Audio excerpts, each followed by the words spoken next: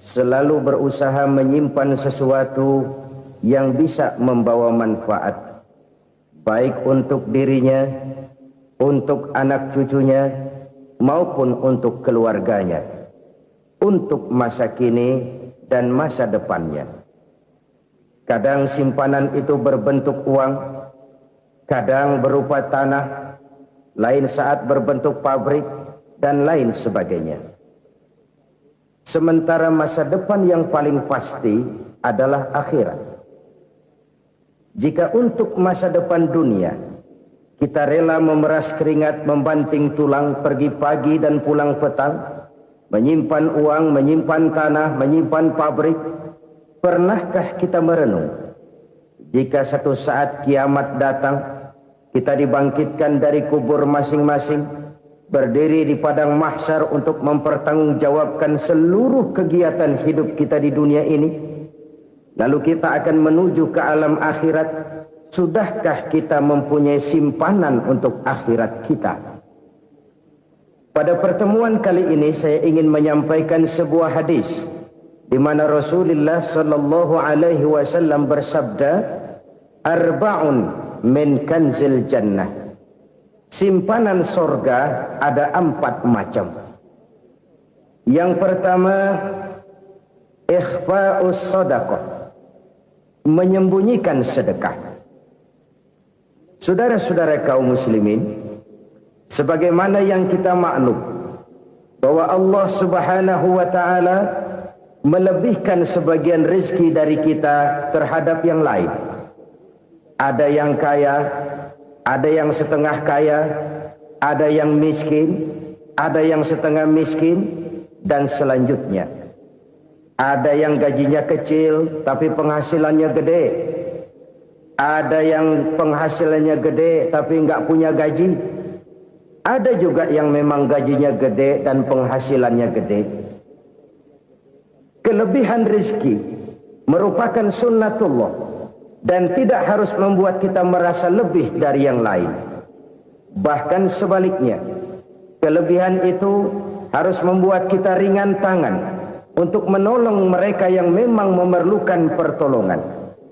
Kalau saudara diberikan ilmu, maka pertanyaan akhirat cuma satu: ilmumu kau amalkan untuk apa?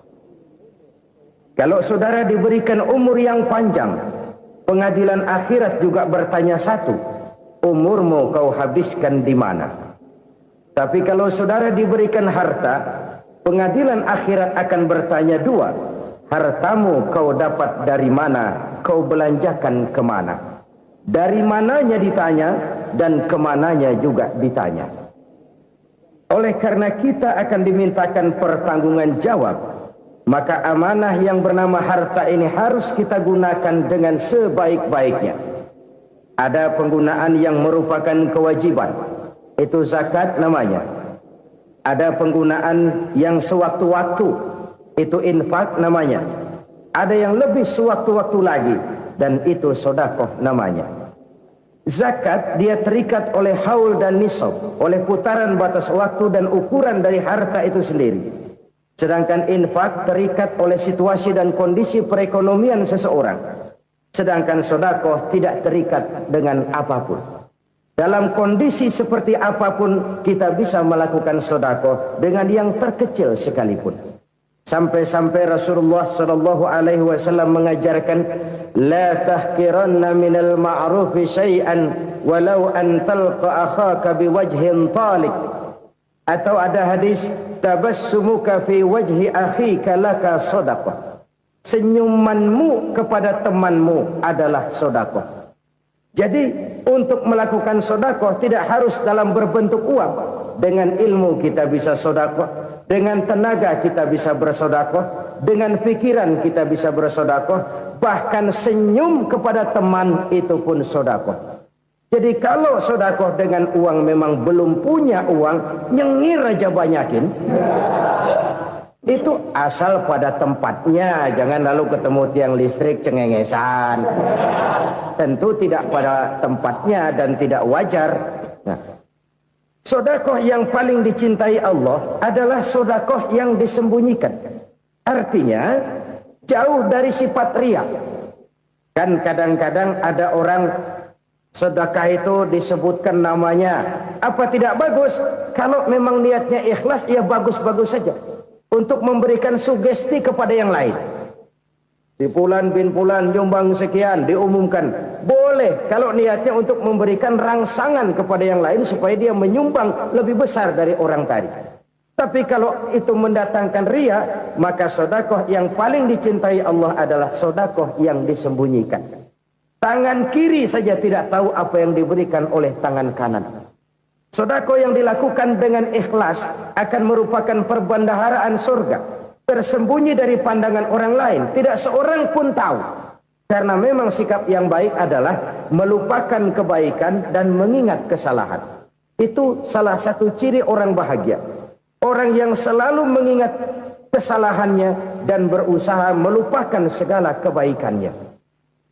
Kalau dia akan berada kebaikan, dia tidak bisa ikut, dia merasa rugi karena dia merasa belum pernah berbuat baik. Tapi kalau akan melakukan kesalahan baru, dia ingat kesalahan yang sudah-sudah, sehingga terhalang baginya untuk melakukan satu kesalahan baru.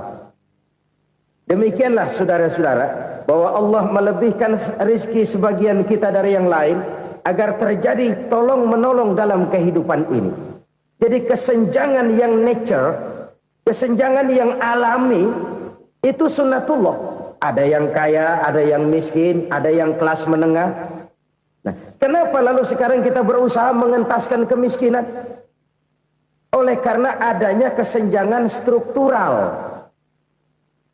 Kalau yang kaya bisa semakin kaya, kenapa yang miskin tidak bisa naik jadi ikut sedikit kaya? Sebab pada dasarnya Islam adalah agama yang sejak turunnya sudah berupaya memerangi kemiskinan. Bahkan dikatakan kemiskinan itu mendekatkan kepada kekufuran.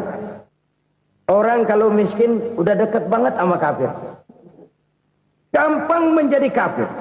Berapa banyak saudara-saudara kita yang oleh karena soal perut, oleh karena soal materi, terpaksa meninggalkan dan menanggalkan akidahnya.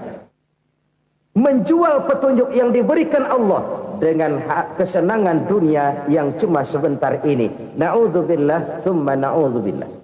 Jadi makin kita sembunyikan satu sedekah, semakin banyak perbendaharaan kita di surga. Sedekah yang paling dicintai Allah adalah sedekah yang disembunyikan. Malahan ada seorang sufi, dia punya kebiasaan kalau pergi sholat Jumat dia bawa uang, itu uang dia taruh di bawah tikar masjid. Dia niat sedekah kepada siapa saja yang nemuin itu duit.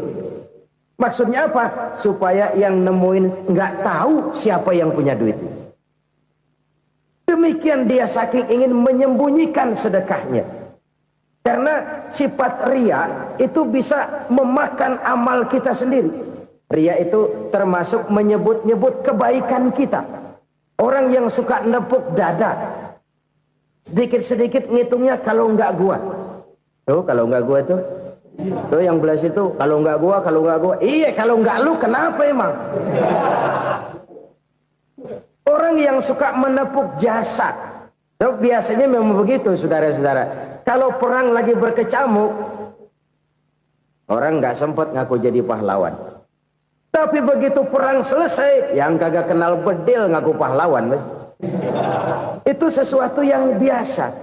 Oleh karenanya, orang-orang yang ikhlas dalam bersedekah, disembunyikannya sedekah itu, Allah cinta betul.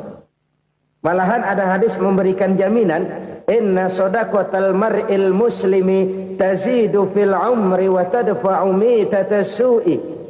Sesungguhnya sedekahnya seorang mukmin tazidu fil umri, bisa menambah umur panjang, wa tadfa'u mitata su'i, dan menyelamatkan manusia dari mati secara su'ul khatimah. Jadi siapa yang kepengen panjang umur, banyaklah sedekah. Yang bosan hidup, pelit terus. Sedekah menambah panjang umur dan menyelamatkan manusia dari mati secara su'ul khatimah. Pak, katanya umur itu nggak bisa ditambah, nggak bisa dikurangin. Kapan? Kalau ajal sudah datang. Fa idza jaa ajaluhum la yastakhiruna sa'atan wa la yastaqdimun. Kalau ajal datang tidak bisa dimajukan, tidak bisa dimundurkan. Itu kalau ajal sudah datang. Tidak bisa lagi umur ditambah dikurangi, sudah datang. Tapi kalau belum datang, itu kan haknya Allah. Mau ditambah, mau dikurangi, hak prerogatif Allah. Sebagai pencipta manusia, Allah maha kuasa dan maha mampu. Sedekah ini menambah panjang umur dan menyelamatkan manusia dari mati secara su'ul khatimah. Itu orang mati kan sama ya, kondisinya mati, nggak nafas. Tapi hakikat mati kan lain-lain. Ada yang mati itu husnul khatimah, baik akhirnya. Misalnya lagi ngaji mati, lagi sholat mati, lagi sedekah mati. Ini yang dinamakan dengan husnul khatimah, baik di akhirnya. Sebaliknya ada yang su'ul khatimah, jelek di akhirnya. Ini yang jadi catatan akhir. Lagi nyekek botol, mampus. Lagi banting kartu, modar. Su'ul khatimah, jelek pada akhirnya. Sedekah menyelamatkan manusia dari mati secara su'ul khatimah. Dan kita semua kepengen mendapat husnul khatimah, jauh dari su'ul khatimah. Oleh sebab itu yang bisa menyelamatkan kita dari penyakit itu antara lain adalah sedekah yang disembunyikan, yang dikerjakan dengan ikhlas karena Allah. Tidak karena kepengen dipuji orang, tidak karena ingin dikatakan orang pemurah, sebab orang dermawan itu orang yang memberi tanpa harus diminta. Kalau masih harus diminta, ya belum dermawan namanya, masih harus diminta. Kalau nggak diminta ya tulus, lolos, polos. Saudara-saudara kaum muslimin rahimakumullah. Harta adalah amanat dan akan kita pertanggungjawabkan. Allah melebihkan rizki sebagian kita dari yang lain agar kita saling tolong menolong, bantu membantu. Nabi janjikan siapa yang meringankan beban saudaranya muslim di dunia, Allah akan meringankan bebannya di akhirat nanti. Sebuah jaminan dari baginda Nabi. Si orang yang kita bantu barangkali tidak bisa membalas, Allah yang akan membalas lewat jalan lain yang tidak pernah kita sangka-sangka. Ada orang tanya, Pak, ini ada orang nyumbang masjid sambil marah-marah, bagaimana? Saya bilang sumbangannya aja ambil, marahnya jangan. Marahnya jangan diambil, itu urusan dia. Saudara-saudara kaum muslimin rahimakumullah. Umat Islam ini kan umat yang punya potensi besar. Kadang kita merenung, kenapa kadang-kadang pembangunan masjid kok lambat sekali? Kalau hotel hari ini peletakan pertama, bulan depan peresmian. Supermarket hari ini peletakan batu pertama, minggu depan peresmian. Tapi kalau sudah yang namanya masjid, kadang-kadang peletakan batu pertama sekaligus jadi batu terakhir. 3 tahun, 4 tahun, campur nebar jalak di jalanan, duit dijaring kayak ikan sepat. Apa tidak ada orang Islam yang kaya? Banyak. Apa tidak ada pengusaha muslim yang jadi konglomerat? Ada. Lalu yang belum banyak itu yang komit terhadap nilai-nilai agamanya. Akhirnya kita jatuh jadi umat yang lemah. Belum ada pengusaha konglomerat muslim buka pabrik supermi cap beduk misalnya umpamanya atau pabrik kecap cap sorban supaya identitas keislamannya sedikit kelihatan. Kita jatuh jadi umat yang lemah karena potensi tidak terinventarisir dengan baik. Kita ini ibarat kompor yang cuma matengin nasi orang lain. Potensi kita dimanfaatkan oleh orang lain. Ukhuwah Islamiyah kita baru terbatas kepada silaturahmi. Ukhuwah di bidang ekonomi kita lemah, ukhuwah di bidang kebudayaan kita lemah, apalagi ukhuwah di bidang politik kita lebih rapuh lagi. Padahal ukhuwah itu adalah totalitas kehidupan manusia, menyangkut ipolek sosbud, memerlukan nilai-nilai ukhuwah. Jadi oleh karena itu mari kita menyadari di dalam harta kita, walaupun kita yang cari, pergi pagi, pulang sore, peras keringat, banting tulang, di sana ada harta anak yatim. Di sana ada hak masjid. Di sana ada hak pesantren, di sana ada hak jihad. Berbahagialah seseorang apabila dia oleh Allah dijadikan keran. Keran itu menyimpan air, tapi tidak untuk dirinya, tapi disalurkannya kepada mereka yang memang memerlukannya. Saudara-saudara kaum muslimin rahimakumullah, ini yang pertama. Jadi perbendaharaan surga adalah menyembunyikan sedekah. Orang lain nggak tahu, kita pun nggak pernah ngitung-ngitung. Kita anggap lewat begitu saja, padahal itu deposit akhirat. Satu. Yang kedua, perbendaharaan surga itu apa? Wa kitmanul musibah, menyembunyikan kesulitan. Kadang orang takut menghadapi kesulitan, tapi makin kita merenung, hidup ini kan sebenarnya urusan. Takut sama urusan, ya jangan hidup. Tandanya orang hidup itu kalau punya urusan. Urusan melupakan problem. Problem sering menimbulkan kesulitan. Kesulitan bukan untuk ditakuti, tapi untuk diatasi dan dicarikan jalan keluarnya. Siapa sih orangnya yang gak pernah sulit-sulit? Makin tinggi status sosialnya, makin gede urusannya. Makin tinggi kualitas imannya, makin berat tingkat kesulitannya. Cuma memang yang namanya enak itu seperti pelangi. Biang lala itu nggak pernah di atas kepala kita, di atas kepala orang melulu. Lo sih enak lo, kata kita. Dia juga bilang yang enak kan lo. Pelangi itu nggak pernah di atas kepala kita. Kata tukang beca, aduh enak ya naik Mercy. Kata tukang beca, apa yang di dalam mobil Mercy? Aduh enak bener tukang beca, di jok ngeringkuk ngorok pulas bener. Saya kamar pakai AC, sejuk, tempat tidur sutra, empuk, alga, spring bed, gula kulik, nggak bisa pulas kalau belum minum Valium, belum tidur. Enak bener tukang beca, di jok ngorok nggak tahu wetan kulon. Si tukang beca bilang yang di Mercy enak, yang di Mercy bilang tukang beca enak. Inilah enak, nggak pernah di atas kepala kita, di atas kepala orang lain melulu enak itu.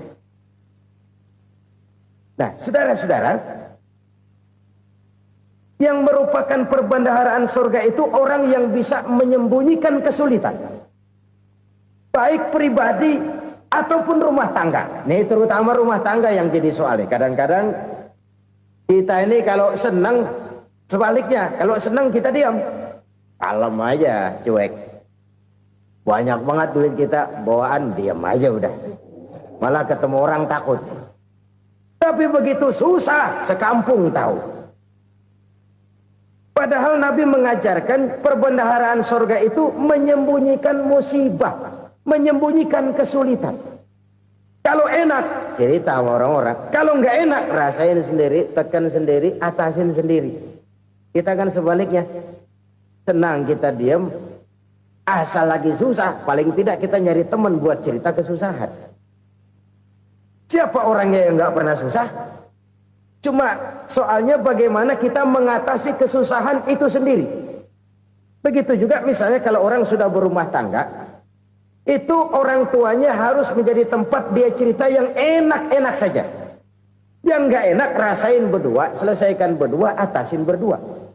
Jangan dibalik. Asal senang diam, giliran susah saja. Maknya laporan. Terbalik. Bisa menjaga security informasi. Maka nama bayam keluar diam, malah seluitan. Enak amat lo makan daging ayam. Security informasi. Saudara-saudara kaum muslimin rahimakumullah. Ujian yang terberat itu yang pernah diberikan kepada para nabi, para rasul, para aulia, para ulama. Makin tinggi keimanan, makin berat bentuk kesulitan. Ayo saya kemukakan satu contoh saja. Ada seorang nabi yang kaya, nabi kaya, namanya Nabi Ayub. Iblis kalau orang begini kan keki. Ibadahnya rajin, kaya. Nah, yang kayak begini susah digodain. Kalau ibadahnya rajin, miskin, kali bisa disogok. Sini imannya mantap, ibadahnya rajin, kaya, nabi lagi. Oh, tapi namanya iblis, nggak kurang akal. Laporan, Tuhan, kenapa iblis? Ya ini bahasa saya, bahasa Qurannya sih nggak gitu. Itu hambamu yang namanya Ayub, dia rajin ibadah cuma karena dikasih kaya aja. Coba kasih miskin dia, berhenti dia sembahyang. Ah, kamu bisa aja. Saya tahu Ayub itu hambaku yang ikhlas. Saya buktiin Tuhan, silahkan. Dibuktiin lah, iblis turun ke alamin. Yang mula-mula dia lakukan, dia rusak sawah ladang Nabi Ayub. Dia binasakan binatang ternak Nabi Ayub. Sehingga dalam waktu singkat, jatuhlah Nabi Ayub dari orang paling kaya jadi orang paling miskin. Beliau masih ibadah di mihrab dalam masjid. Datang iblis. Saudara Ayub, ya, lagi ngapain? Ibadah. Nyembah Allah, nyembah Allah. Oh, percuma. Kenapa? Tuhan yang ente sembah nih, dia udah bikin miskin ente. Sawah ladang ente hancur lebur, binatang ternak binasa. Sekarang ente jadi orang paling miskin. Ngapain nyembah Tuhan kayak begitu? Tekor. Udah berhenti dah ibadah, berhenti ibadah. Ini iblis sama Tuhan laporannya lain, yang dikerjakan kepada Nabi Ayub juga lain. Benar begitu iblis kata Nabi Ayub? Iya. Sawah ladang saya habis, buras. Binatang ternak saya binasa, binasa. Saya miskin, bangpak. Apa jawab Nabi Ayub? Bukan innalillahi, ya ini hebat. Alhamdulillahillazi a'tani wa akhza minni. Segala puji bagi Allah yang telah memberikan harta kepada saya dan sekarang mengambilnya lagi. Alhamdulillah. Allah yang ngasih, Allah yang ambil. Itu mah urusan Allah. Iblis cuman ibadah jalan terus, sujud lagi Nabi Ayub. Iblis seleher gondok banget. Dasar Nabi nggak mempan dia apa-apain. Miskin malah alhamdulillah. Allah yang ngasih, Allah yang ambil. Jadi kalau kita tidak komit, kita tidak terikat kepada kaya, miskin, senang, susah, apa yang bisa bikin kita susah? Jadikan kekayaan, kemiskinan, jadikan senang, susah sebagai anak buah yang bisa kita atur. Jangan kekayaan ngatur kita, jangan kemiskinan ngatur kita. Kita yang harus mengatur mereka. Senang, susah, kaya, miskin, bahagia, sengsara, jadikan itu anak buah yang bisa kita atur. Kalau sekarang kita kaya, lain saat boleh jadi kita miskin, semiskin-miskinnya. Allah yang ngasih, Allah yang ngambil. Tenaga mana yang bisa menghalangi? Ibadah jalan terus. Iblis makin gondok. Dasar Nabi loh. Akhirnya apa? Nabi Ayub dikerjain, diberikan penyakit. Demikian fatal penyakitnya. Bayangin, udah miskin sakit. Masya Allah. Miskin sakit. Sakitnya nggak lama, kira-kira 16 tahun. Istrinya 3, 2 mental minta ceraiin. Ngerawatin laki bengek begini. Senang belum tentu, susah udah pasti nih. Cerai aja, cerai dah. Cerai. Tinggal satu Siti Rahmah yang setia menemani beliau. Sesetia-setianya hati perempuan. Satu saat Siti Rahmah bilang, "Bang, iya, abang kan Nabi bang. Lalu namanya Nabi kan doanya jarang meleset bang. Maksud kamu minta kenapa sih sama Tuhan biar abang sembuh baik dah bang?" Siti Rahmah, iya. Saya sakit berapa tahun sih dah? 16 tahun bang. Sebelum ini saya sehat berapa tahun? Ya kira-kira 60 tahun bang. Nah coba ente banding-bandingin Rahmah. Saya dikasih sehat 60 tahun. Dikasih sakit 16 tahun. Sudah nggak sabar mau doa kepada Allah minta sembuh. Saya malu kepada Allah. Diuji dengan yang luar biasa seperti ini, tidak mengganggu stabilitas kehambaannya. Dia tetap menghamba kepada Allah Subhanahu wa ta'ala. Saudara-saudara kaum muslimin rahimakumullah. Kunci menghadapi kesulitan itu apa? Allah jelaskan dalam satu ayat, wa basyiris sabirin alladzina iza asabathum musibah qalu inna lillahi wa inna ilaihi raji'un. Gembirakan orang-orang yang sabar Siapa mereka itu?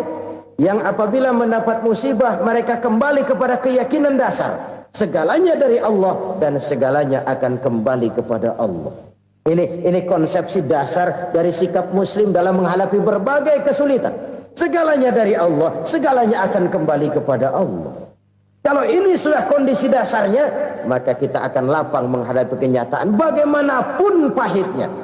Apakah itu namanya miskin, apakah itu namanya sakit, bahkan maut sekalipun. Maut sekalipun. Segalanya dari Allah, segalanya akan kembali kepada Allah. Ini sikap hidup, bukan sekedar ucapan. Kita kadang-kadang menjadikannya sebagai ucapan. Mulutnya sehingga berhenti, innalillahi wa inna ilaihi rajiun, tapi nangisnya terus gerung-gerungan. Bukan itu, ini kesadaran moral. Kalau segalanya dari Allah, segalanya kembali kepada Allah, kan sebenarnya cuma nunggu giliran. Hari ini saya nyembayangin dia, entah hari apa saya disembayangin orang. Hari ini saya antar dia ke kubur, entah hari apa orang nganterin saya ke kubur. Hari ini saya tahlilkan dia, entah nanti kapan orang tahlilkan saya. Segalanya dari Allah, segalanya akan kembali juga kepada Allah. Oleh sebab itu saudara-saudara, kesulitan bukan untuk ditakuti. Kesulitan justru untuk diatasi, dicarikan jalan keluarnya. Dan tidak ada orang yang tidak pernah mendapat kesulitan. Tidak ada. Semakin tinggi status sosial, semakin tinggi kualitas keimanan, semakin besar juga tingkat kesulitan. Hanya saja bagaimana cara kita mengatasinya. Dan Al-Quran menyatakan, innama al-usri yusra. Di balik kesulitan itu pasti ada kemudahan. Roda itu berputar. Karena itu Rasulullah sallallahu alaihi wasallam mengingatkan kepada kita, ta'arraf ilallahi firraha ya'rifka fisyiddah. Ingatlah kepada Allah di waktu kamu senang, supaya Allah ingat kepada kamu di waktu kamu susah. Kalau waktu senang kita ingat kepada Allah, kita susah, Allah tidak akan meninggalkan kita. Tapi kalau waktu senang kita jauh dari Allah, sujud tidak sempat, dengan masjid jauh, ketika senang kita lupakan Allah. Nanti begitu kita susah, Allah lupakan kita. Dan itu menyakitkan.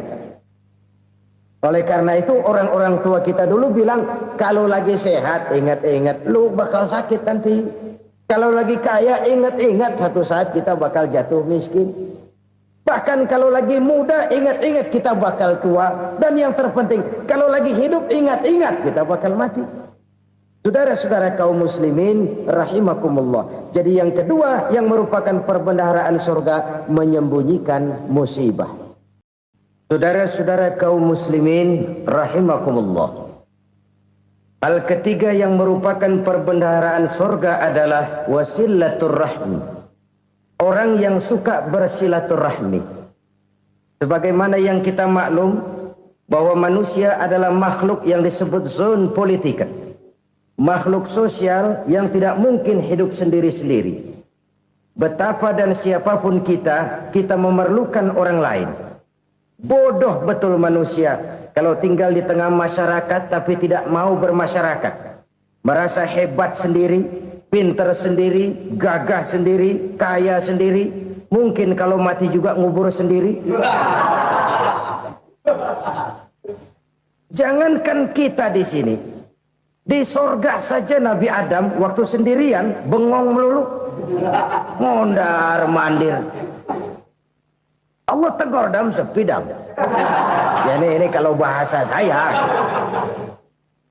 Iya Tuhan, sepi ini nggak ada coret-corekan pisan ini.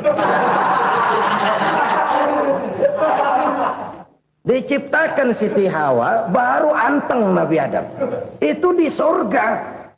Cobalah. Umpamanya saudara tinggal di Jakarta nih. Kayak bener. Apaan aja di Jakarta punya saudara dah. Jembatan Semanggi ambil. Monas buntel bawa pulang. Hotel-hotel ambil semua. Cuman tinggal di Jakarta sendirian, apa enaknya? Betapa dan siapapun kita perlu orang lain. Tidak ada seorang pun yang bisa memenuhi kebutuhan hidupnya secara sendiri-sendiri. Nah, Islam telah menyelamatkan manusia dari ras diskriminasi. Mengikat manusia dengan persaudaraan yang berlandaskan kepada akidah. Karena itu dianjurkan bersilaturahmi. Bahkan Nabi menyatakan, man arada ayyubsata lahu fi rizqihi wa yunsa'a fi atharihi falyasil rahimah. Siapa yang kepengen diluaskan rezekinya dan dipanjangkan usianya, banyaklah ia bersilaturahmi. Siapa yang kepengen dimudahkan rezekinya, hendaknya ia banyak bersilaturahmi. Kalau banyak teman, kesulitan kan paling tidak ada tempat cerita. Udah susah, sendirian kita pikirin diri, nggak ada tempat tukar pikiran. Cepet banget sama bengek. Dilawan sendiri. Nah, secara makro kita bisa berkata, tidak mungkin ada kemenangan kalau tidak ada kekuatan. Tidak ada kekuatan kalau tidak ada kesatuan dan persatuan. Tidak mungkin ada kesatuan dan persatuan tanpa semangat silaturahmi. Kalau umat Islam mau menang, dia harus kuat. Kalau umat Islam mau kuat, dia harus bersatu. Kalau umat Islam mau bersatu, dia harus membudayakan silaturahmi ini. Bahkan sampai-sampai kata Nabi, kalau bisa cari nilai tambah. Apa? Silman qata'ak. Bersilaturahmilah kau kepada orang yang marah denganmu. Masya Allah, indahnya ajaran agama kita. Orang yang marah pun kepada kita, kata Nabi, kalau bisa bersilaturahmilah kepadanya, kepada orang yang marah itu. Di situ nilai tambah. Cuman jujur nih hadis, ngucapinnya gampang, ngamalinnya yang berat banget. Orang marah sama kita, kita disuruh silaturahmi, ada apa malu? Lu marah, ada gua marahan lagi. Gue pikirin. Saudara-saudara kaum muslimin rahimakumullah. Tapi ini yang diajarkan, bahkan ini yang dicontohkan oleh baginda Rasul. Bagaimana begitu mudah, misalnya satu saat Abu Jahal ini ngatur strategi bagaimana bikin Muhammad celaka. Dia gali lubang di depan tempat tidurnya. Dia tutupin daun korma. Terus dia panggil seseorang, ke sini. Kasih tahu Muhammad, pamannya sakit keras, minta ditengokin. Berangkat orang ini ke sana. Muhammad, labbaik. Pamanmu sakit keras, dia minta ditengokin. Baik, saya akan datang menjenguk beliau. Berangkatlah Nabi ke rumah Abu Jahal tanpa prasangka apapun. Abu Jahal udah pasang setil, selimut 3 rangkap setengah dipakai. Persis kayak orang meriang. Tapi sembari ngintip dari balik selimut, begitu Muhammad buka pintu, nah, masuk perangkap nih. Muhammad jalan menuju tempat pembaringan. Makin lama makin dekat, makin lama makin dekat. Makin dekat ke lubang yang dipasang oleh Abu Jahal itu. Dalam hati Abu Jahal, terus dah jatuh, mampus dah lo ini. Mampus lo hari ini nih. Apa yang terjadi? Malaikat Jibril datang. Muhammad, pamanmu cuma pura-pura sakit. Di depan tempat tidurnya ada lubang perangkap supaya kamu jatuh ke situ. Sudah, kamu pulang. Balik kanan Nabi. Sudah hampir jatuh ke lubang, balik kanan, pulang. Bayangin kecewanya Abu Jahal. Muhammad dikit lagi, Muhammad dikit lagi. Enggak, paman, saya pulang aja. Emosi bangun dari tempat tidur, enggak sadar kalau lagi pura-pura sakit. Lompat ngejar Nabi, dia lupa dengan lubang yang dia gali. Usrak, nyemplung sendiri ke dalam lubang.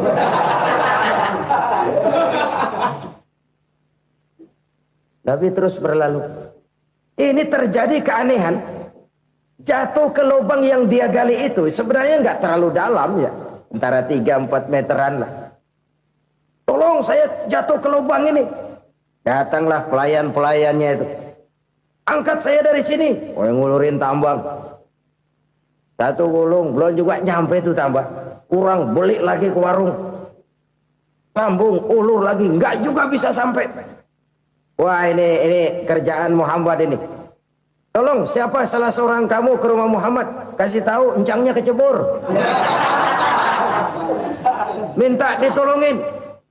Sampaikan kepada Rasul. Kenapa? Pamanmu jatuh ke lubang, Muhammad minta tolong diangkatin. Tambang udah nyambung-nyambung nggak nyampe juga. Ya, nanti saya datang, saya tolong. Coba. Nyata-nyata orang berniat jahat mau mencelakakan dia. Datang dia menolong. Ini yang disebut air tuba dibalas air susu ya ini. Bukan sebaliknya. Air tuba dibalas air susu. Paman, kecebur ya? Iya Muhammad, tolong ini. Pegang tangan saya. Nabi ulurkan tangannya. Nyampe. Dipegang oleh Abu Jahal. Diangkat ke atas. Sampai atas. Apa kata Abu Jahal? Sihirmu memang hebat Muhammad. Udah ditolongin dikata sihir. Yang enak kita kemplang kan itu orang begitu. Urusan apa? Tapi inilah akhlak. Kalau bisa kamu bersilaturahmilah dengan orang yang marah kepadamu sekalipun. Orang marah kita tetap baik. So, kalau kita berbuat baik sama orang yang memang baik, rasanya sih biasa-biasa aja. Orang baik kita baik lagi. Ya draw aja, belum ada nilai tambah di situ. Baru ada nilai tambah kalau kita bisa berbuat baik kepada orang yang nyakitin kita. Itu namanya kita setingkat di atas dia. Dia sakitin kita, kita berbuat baik sama dia. Dia pelit sama kita, kita baik sama dia. Dia marahin kita, kita deketin dia. Di situ kita punya nilai tambah. Jadi siapa yang ingin diluaskan rezekinya kata Nabi dan dipanjangkan umurnya, hendaklah ia banyak-banyak bersilaturahmi. Sederhana sebenarnya silaturahmi. Tapi silaturahmi membangkitkan semangat kesatuan dan persatuan. Kesatuan dan persatuan melahirkan kekuatan. Dalam matematika, 1 ditambah 1 pasti 2. Tapi di tengah masyarakat, 1 orang takut ditambah 1 orang takut, hasilnya jadi 2 orang setengah berani. Kenapa setengah berani? Karena udah berdua. Tadi pan takut sendirian. Kalau dia kumpul turu-turu takut lah jadi berani. Kita yang lemah, kita yang tidak berdaya, kita yang miskin, kalau mau kompak bersatu, apa yang nggak bisa kita kerjain? Apalagi tinggal di kota besar, pilihan cuma 2, bertahan atau minggir. Bertahan atau minggir. Untuk bisa bertahan harus mampu bersaing. Untuk mampu bersaing harus punya keahlian. Keahlian harus ditunjang dengan pendidikan. Ditambah oleh kekompakan sebagai umat. Udah miskin mencar mulu, orang injek gitu. Orang nggak pandang urusan apa malu. Oleh karena itu silaturahmi pada hakikatnya merupakan ruh dari ukhuwah yang diajarkan oleh agama kita. Bagaimana Islam menyelamatkan masyarakat manusia dari ras diskriminasi, mengikat manusia, dan tidak ada persaudaraan yang lebih indah selain persaudaraan yang diikat dengan nilai-nilai akidah. Sepanjang orang di jalan Allah, itulah saudara kita. Keluar dia dari jalan Allah, selesailah persaudaraan sampai di situ. Karena itu, kalau ingin menyimpan sesuatu di surga, banyaklah bersilaturahmi. Datang ke rumah ini, datang ke rumah itu, dan lain sebagainya. Itu simpanan kita di akhirat nanti. Ini yang ketiga. Saudara-saudara, yang keempat, perbendaharaan surga itu apa? Wa qawlu la hawla wa la quwwata illa billah. Ucapan la haula wa la quwwata illa billah. Ibadah kan ada yang berat, modalnya besar. Bangun masjid berat, modalnya besar. Bangun rumah sakit berat, modalnya besar. Ada ibadah yang berat tapi modalnya ringan. Misalnya puasa. Puasa itu berat, mengendalikan nafsu. Kalau sekedar nggak makan nggak minum sih enteng, mengendalikan nafsu itu jihad terbesar. Tapi kan modalnya ringan, cuma niat saja. Ini ibadah berat, modalnya ringan. Ada ibadah yang ringan, modalnya juga enteng. Seperti termasuk ucapan la haula wa la quwwata illa billah. Tanpa sadar, la haula wa la quwwata illa billah, nyelengin tuh di surga. Nyelengin, kita nggak terasa nyelengin simpenan akhirat. La haula wa la quwwata illa billah, nyimpan lagi. Kaget, la haula wa la quwwata illa billah, nyimpan lagi. Banyak simpanan. Walaupun sebenarnya yang dimaksud di sini adalah kesadaran batin bahwa tidak ada daya dan kekuatan kecuali Allah. Itu intinya. Kita memulai pekerjaan disunahkan baca bismillah, kan begitu. Apa itu? Kesadaran moral Bahwa ini saya bisa kerjakan. Saya kerjakan ini dengan menyebut nama Allah. Kenapa? Kalau Allah tidak memberikan daya dan kekuatan, mana mampu saya kerjakan ini. Maka saya kerjakan ini dengan menyebut nama Allah. Bismillah. Kesadaran moral. Manusia hanya wajib berusaha, tapi nggak pernah wajib berhasil. Banyak hal-hal yang kalau kita renungkan secara rasio nggak mungkin, tapi jadi kenyataan. La haula wa la quwata illa billah. Tidak ada daya dan kekuatan kecuali bagi Allah semata-mata. Kesadaran moral akan kelemahan dan keterbatasan makhluk bernama manusia. Kadang kita kagum dengan otak, tapi kita sering lupa sama yang bikin otak. Padahal bagaimanapun hebatnya otak, yang bikin otak pasti lebih hebat dari otak. Nggak percaya, silahkan otak-otakan. Inilah kecenderungan. Kita kagum dengan pesawat-pesawat mutakhir, bukan main, besi gede banget terbang itu. Alangkah hebatnya. Lalu apa yang bikin otak tidak lebih hebat dari itu semua? Kita puji laut, apa yang bikin laut tidak lebih hebat dari laut itu? La haula wa la quwata illa billah. Tidak ada daya dan kekuatan kecuali Allah. Apa yang bisa kita lakukan kalau tidak karena daya dan kemampuan yang diberikan oleh Allah kepada kita? Lahirlah sikap tawadu, rendah hati, tidak melonjak menjadi angkuh dan sombong, sadar akan kelemahan dan keterbatasan diri. Sebagai makhluk yang diciptakan oleh Allah Subhanahu wa ta'ala. Jadi satu sisi ini ucapan yang berpahala, la haula, jadi wiridan. Pada sisi lain ini kesadaran moral, sikap mental, kesadaran batin, bahwa yang punya daya dan kekuatan itu cuma Allah. Kita nggak pantas untuk sombong, sebab sombong itu pakaiannya Allah. Kita nggak sedang pakai pakaian Allah, kegedean. Dan makin kita renungi, makin terbentur. Apa sih yang bisa kita sombongin? Kita mau sombong apa? Kaya? Pintar?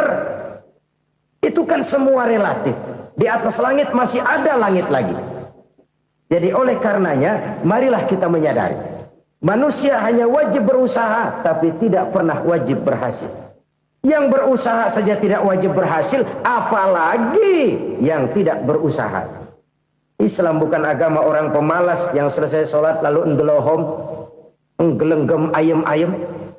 Tapi Islam bukan agama orang sombong yang setelah berusaha lalu tidak memerlukan Allah. Kita bisa saja bikin proyeksi, tahun sekian kita bakal panen besar menurut perhitungan otak. Tapi ada kejadian lain. Apa? Tikus ngambek. Habis itu dimakanin tikus, panen gagal. Proyeksi rasional gagal oleh tikus-tikus yang ngambek itu. Bisa saja terjadi. Tahun depan kita panen besar, urung. Kenapa? Musim panas panjang. Dan sekarang ini koran-koran bikin berita musim mengalami penyelewengan. Bukan cuma manusia yang nyeleweng sekarang. Musim pakai nyeleweng. Mestinya kan musim hujan udah selesai, masih hujan-hujan juga. Musim. Nah sekarang kita boleh bikin proyeksi, kita bakal panen besar. Tahu-tahu musim panas panjang, sawah retak, air kering. Cari teknokrat yang paling botak, suruh pendekin tuh musim panas. La haula wa la quwata illa billah. Inilah kesadaran moral. Saudara, saya teringat satu saat ada seorang konglomerat. Umurnya ya kira-kira 70-an. Satu saat dia ditanya oleh wartawan, "Pak, umur Bapak berapa sih?" "Ya paling 10 tahun." 10 tahun? 10 tahun? Anak Bapak berapa orang? Satu saja? Satu. Harta Bapak berapa? Ya paling-paling bangsa 7 juta kali. 7 juta? Iya. Pak, kenapa Bapak bohongi saya? Bapak punya buku biografi. Koran-koran, majalah-majalah banyak memuat cerita riwayat hidup Bapak. Saya tahu umur Bapak 70. Kenapa bilang cuma 7 tahun? Saya tahu anak Bapak 8. Kenapa cuma bilang 1? Saya tahu harta bapak miliaran, mungkin triliunan, pabrik di mana-mana, bank di mana-mana. Kenapa bilang uang bapak cuma 7 juta? Nah, kata si konglomerat tadi, kamu benar nak, kamu benar. Umur saya kalau jumlahnya memang 70 nak. Cuman ingat-ingat saya, baru 7 tahun terakhir ini saya sujud. Baru 7 tahun terakhir ini saya berusaha dekat dengan Allah. Saya laksanakan perintahnya, saya jauhi larangannya. 7 tahun inilah rasanya yang ada nilainya di hadapan Allah. Yang 63 tahun matong, kelabu, kelem umur gue. Habis untuk maksiat, untuk munkarat. Maka ketika ditanya tadi, umur saya 7 tahun itu. Oh begitu Pak. Oh iya. Lalu anak Pak. Anak bapak kan 8. Kenapa bilang cuma 1? Nah, kalau jumlah hitungannya memang anak saya 8. Tapi dari 8 orang ini rasanya cuma 1 nih. Yang bakal jadi buah hati, belahan jantung. Pelanjut cerita, penerus sejarah. Bakal jadi anak soleh yang akan mendoakan saya. Cuma 1 rasanya anak saya ini yang bakal jadi buah hati saya.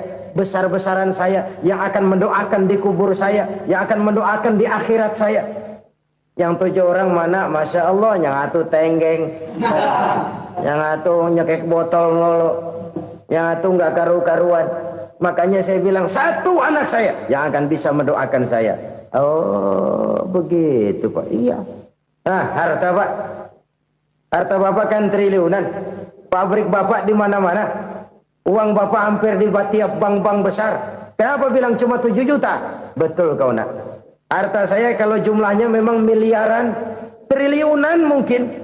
Tapi yang saya ingat baru 7 juta tuh yang saya belanjakan di jalan Allah. Saya nyumbang masjid, saya santuni yatim piatu, saya bantu pembangunan pesantren, saya bantu pembangunan rumah sakit Islam. Itu yang akan saya bawa pulang ke akhirat, yang 7 juta itu. Yang triliunan itu nanti akan diperebutkan oleh anak-anak saya sebagai waris saya. Jadi harta saya 7 juta itu yang bakal nemenin saya di akhirat. Yang akan saya bawa pulang jadi teman saya. Saudara-saudara kaum muslimin, jangan-jangan orang tua itu adalah kita-kita ini. Jangan-jangan kita-kita ini adalah orang tua itu. Jangan-jangan itu potret dari diri kita masing-masing. Dari sekian umur yang diberikan Allah, berapa tahun yang ada nilainya di hadapan Allah? Dari sekian anak-anak yang merupakan amanah, berapa yang akan mendoakan kita sebagai orang tuanya menjadi anak soleh? Dari sekian banyak harta yang diberikan Allah, berapa yang akan kita bawa pulang menghadapnya nanti, yang kita belanjakan di jalan Allah? Ini sebuah potret kehidupan. Karena itu kita kembali kepada la haula wa la quwata illa billah. Kita wajib berusaha, kita wajib berikhtiar. Selebihnya, segala daya dan kekuatan hanya milik Allah saja semata-mata. Satu kesadaran batin dari setiap pribadi muslim. Setelah ia berusaha dan berikhtiar, ia menyerahkannya kepada Allah Subhanahu wa ta'ala. Jadi, satu sisi ini merupakan wiridan ucapan yang mengandung pahala. Pada sisi lain, ini merupakan sikap batin dari seorang muslim di dalam ia menghadapi realitas kehidupan ini. Saudara-saudara kaum muslimin rahimakumullah. Kalau ini kita jadikan satu basis kehidupan, maka ini akan menyelamatkan manusia dari kemungkinan tergelincir menjadi orang yang lupa diri dan lupa darat. Sebab itu Imamul Ghazali berpesan, jadidis safinah fa innal bahra amiq wa khuziz zad fa inna safara ba'id wa khaffifil hamla fa innal hamla sadid. Perbarui selalu kapalmu karena lautan sangat dalam. Bawa bekal yang banyak karena perjalanan ini sangat jauh. Ringankan beban karena kebanyakan beban akan menyakitkan. Alangkah indah kalimat ini, alangkah dalam makna yang terkandung di sana. Perbarui selalu kapalmu karena lautan sangat dalam. Apa artinya ini? Jaga mentalmu baik-baik. Pelihara imanmu baik-baik karena hidup penuh cobaan seperti lautan. Kita kalau berlayar di lautan kan kadang-kadang tenang, angin bertiup sepoi-sepoi basah. Jika malam datang bintang gemintang bertabur menghias cakrawala. Rembulan memantulkan sinarnya dengan indah. Dalam keadaan begitu berlayar enak. Tapi lain saat ombak menggunung, halilintar menyambar, angin topan bertiup. Berapa banyak sudah saudara-saudara kita yang tenggelam di lautan dunia tanpa sadar bahwa dia belum sampai kepada pantai yang akan dituju. Berapa banyak sudah saudara-saudara kita yang tenggelam di lautan dunia ini tanpa sempat bangkit lagi. Dia menyangka sudah sampai kepada tujuannya. Hati-hati kapal jangan sampai bocor karena lautan sangat dalam. Iman ini jaga baik-baik karena hidup penuh dengan ujian. Wa khuzizat fa inna safar ba'id. Bawa bekal yang banyak karena perjalanan sangat jauh. Saudara mau ke Bandung, bawa duit. Saudara mau ke Surabaya, banyakan lagi duitnya. Saudara mau ke Mekah, gepokan, iketan tuh duit nggak lembaran lagi. Makin jauh perjalanan, makin banyak bekal yang harus kita bawa. Kalau saudara dari Jakarta mau ke Surabaya, kagak bawa duit berangkat juga, itu sih bukan berani namanya, nekat. Sampai Surabaya belum tentu, sengsara di jalan udah pasti. Kenapa? Nggak bawa bekal berangkat. Sama juga kita nih, misalnya belum sempat sembahyang, mati. Waduh, berani banget orang. Belum punya bekal, mati. Sengsara di jalan. Atau bekal tidak cukup.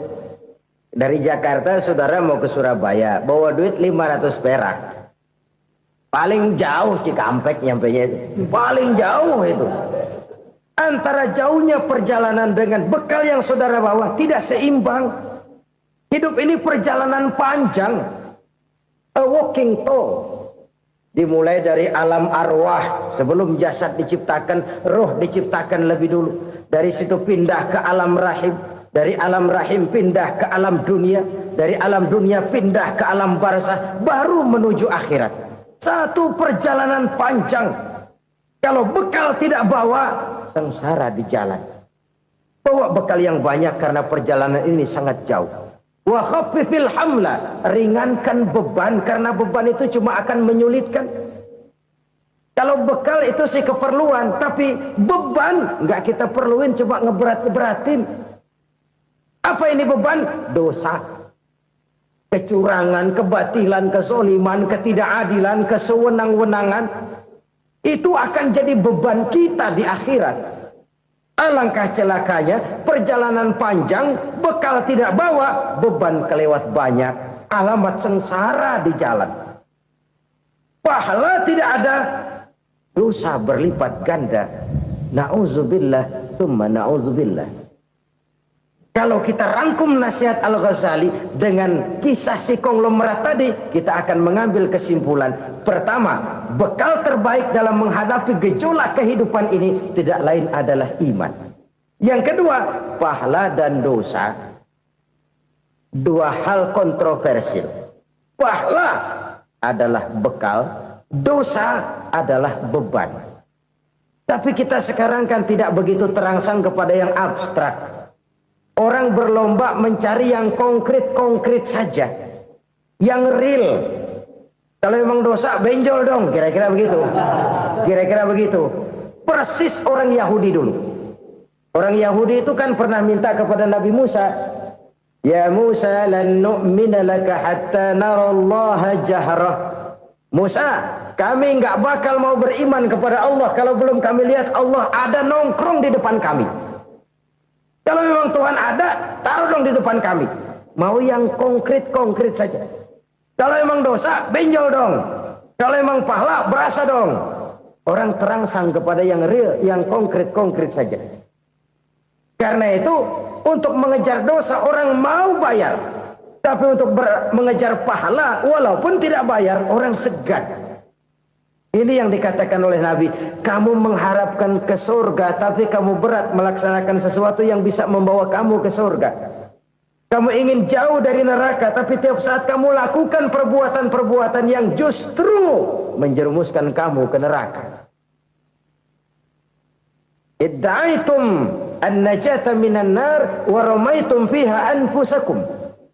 Kamu ingin selamat dari neraka, tapi kamu lemparkan diri kamu ke neraka. Kamu ingin masuk surga, tapi berat sekali kamu melakukan perbuatan-perbuatan yang bisa menyampaikan kamu di surga. Saudara-saudara kaum muslimin rahimakumullah.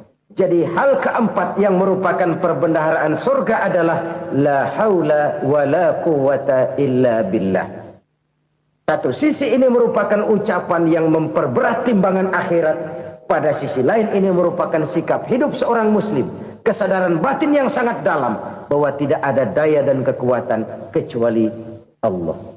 Dan itu kita simbolkan pada saat memulai pekerjaan dengan Bismillah. Dengan menyebut nama Allah. Satu kesadaran moral. Saya hanya bisa melakukan ini karena diberikan daya dan kekuatan oleh Allah.